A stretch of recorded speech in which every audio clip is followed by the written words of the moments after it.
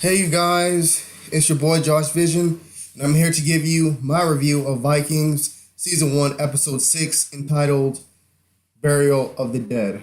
So, in this episode, we finally have the confrontation with Ragnar and Earl Harrelson. In this episode, we find out that Earl Harrelson actually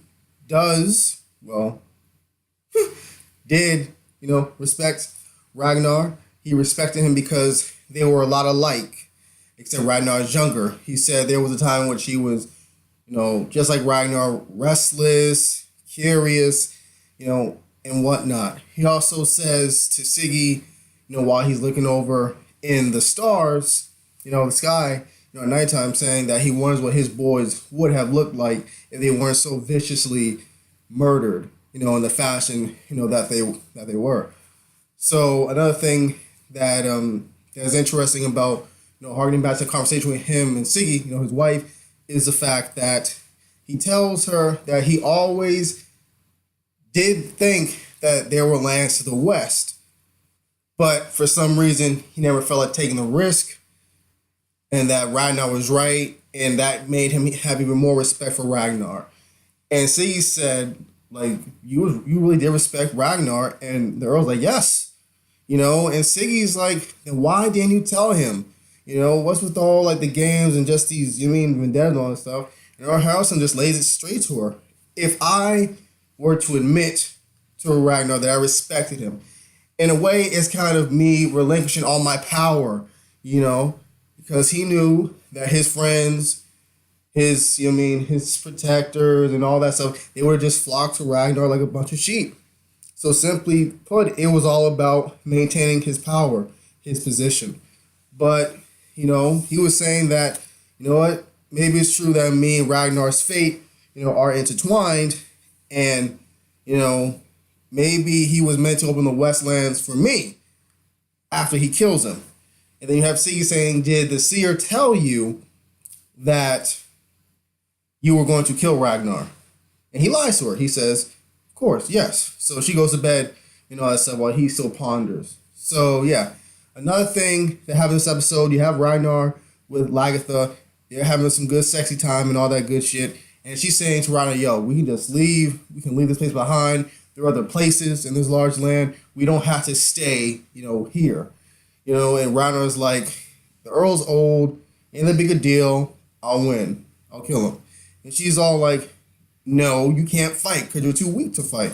And Ragnar's like, you know what? Whatever happens is fated. You know what I mean? And she's like, do you really believe that? And he's like, yes. And then he proceeds to lay the pipe down on Lagertha over and over again. So we get to the fateful day. And before, this happens, we both have Ragnar and Earl Harrelson, trying to pep themselves up, for their, everyone wanted, highly anticipated encounter. And we see Ragnar with his children, we see the Earl trying to make one last plea to his God, and it's interesting that scene, which I thought was very, kind of like an old lion, kind of like the old lion versus the young lion, in which the old lion is trying to hold on to his pride, trying to hold on to his power, and the young lion comes and just knocks him off the throne. I kind of felt that in this scene, because he said, or Harrelson was speaking to his little idol doll, that I don't feel that you guys are with me anymore, or the God is with me anymore, which is sort of harkening back to earlier in the scene, in the first scene of the episode, in which when Floki told him about Ragnar challenging him, and him saying, well, he shouldn't take on Ragnar because that would mean that he would consider Ragnar equal, and he's not, and besides he's a criminal. And when he had that flashback about stones and bones from the seer saying that he seeks your life. And he's like, does he want to be, and the Earl's like, does he want to become Earl? And he's like, if he kills you, is that not so? And vice versa. You know what I mean? It's like everything's all coming together, and he's starting to see the writing on the wall. That, this may be, my end game. So you have, I believe Siggy gives him both of his son's hair, which he gave her in the last episode, which he took from their head after they were so inhumanely buried. Shallow grave, I believe. And he goes about it. So Ragnar is there. Everyone's met up. Before Ragnar fights the Earl, he knows Athelson's concerned. He tells Athelstan, don't worry, my friend. And pretty much that's when Ragnar and Earl Harrelson go at it with each other. So, yeah, they're going. It was a really good fight. You know, you can tell that Ragnar's clearly hampered, from all the injuries he sustained from the previous attack. But at the same time, you got to give Earl Harrelson a lot of respect because even though he's quite old, I wouldn't say quite old. Say he's kind of middle age, in between middle age and old as fuck. So he's kind of the perfect bridge. But you could tell, that he was still a really good warrior despite his advanced age, and that, maybe there was something to him saying that he was just like Ragnar, But obviously, Ragnar was just the better fighter and the younger fighter, and he pretty much ended the fight with one quick, powerful slash across the Earl's back, and the Earl fell, and Ragnar tells him that one of them is going to go to a feast with the gods tonight in Valhalla, and Ragnar slits his wrist, and the Earl's dying, and Siggy comes and kind of bum rushes Ragnar a bit, and he kind of says a little bit goodbye to her husband, and he says, I'm feasting, with the gods, and then he dies. And then she pretty much anoints Ragnar by making everyone say, Earl, all hail Earl Ragnar. And it was epic as fuck. But another thing that happened this episode, pretty much a little bit after she said that, is that she quickly got the knife and stabbed that old abusive ass dude straight in the gullet. Or the stomach.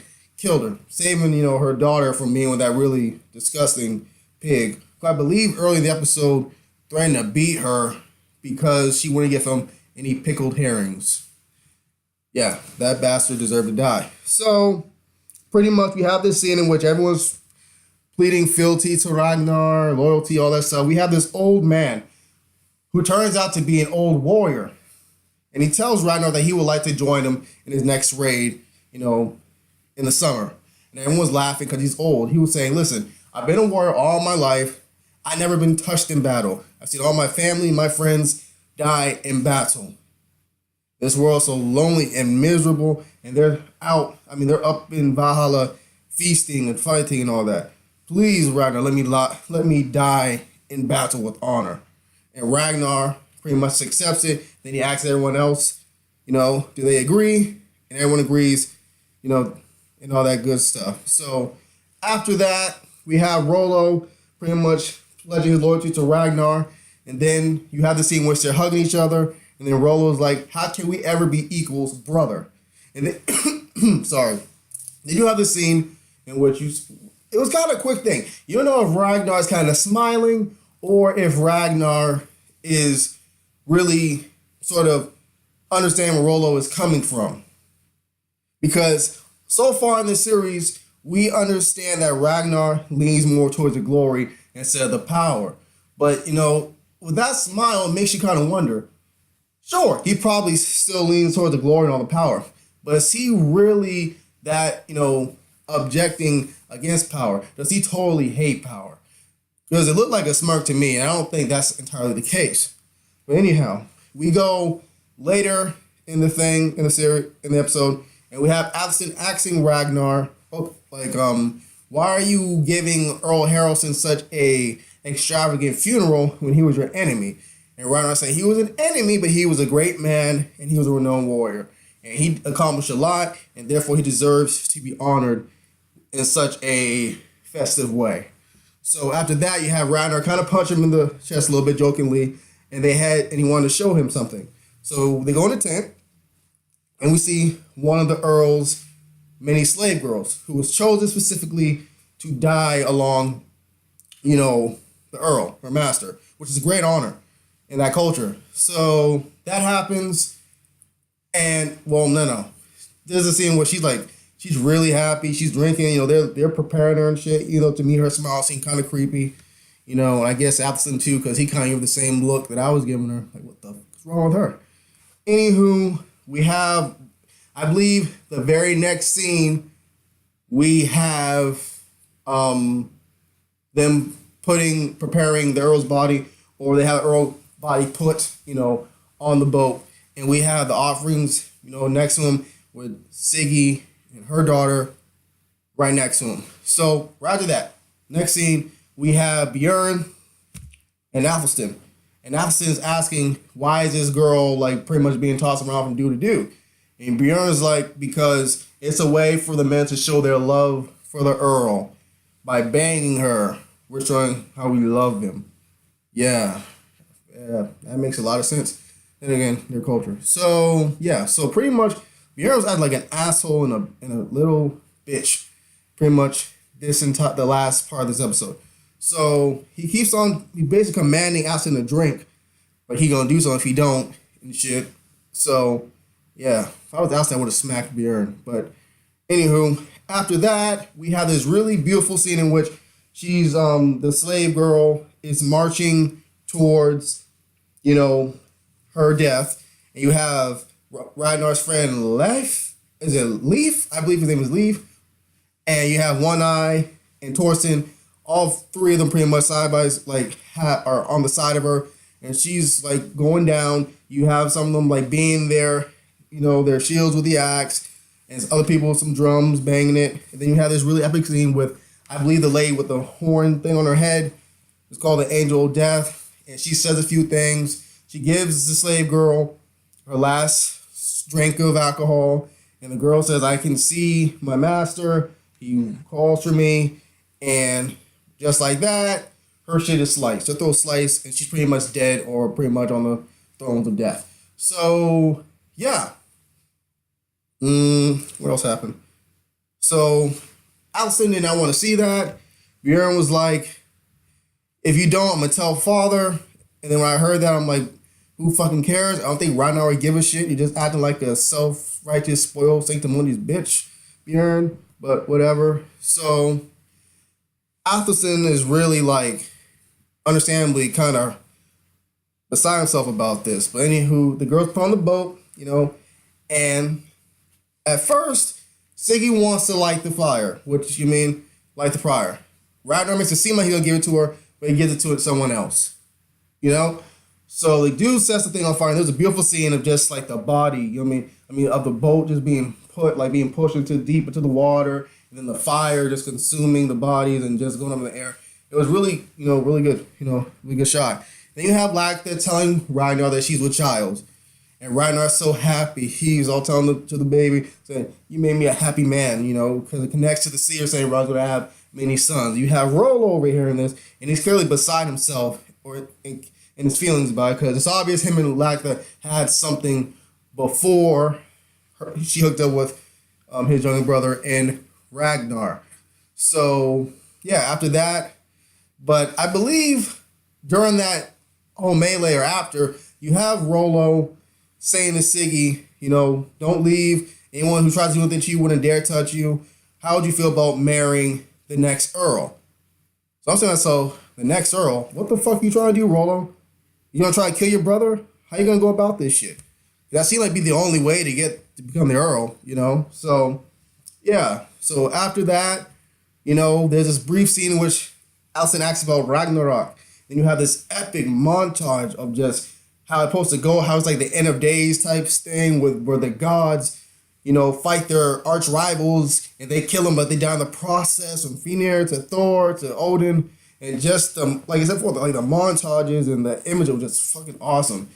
And especially when they had the smoke and they got the seer, on some psychedelic type shit. It was awesome, dude. So the last thing that happened this episode, the Vikings is summer, so it's a little bit of a time skip, probably a few months, and Ragnar, Rollo, company, and the old man, they're on their way back to Northumbria, and King Aella is being told about their return, and he's saying, how can they have ships that go across the ocean, yet at the same time they're able to go up shore so quickly, and efficiently, and he once again is talking to Regia, and he's still pissed at him that his men could not take on the small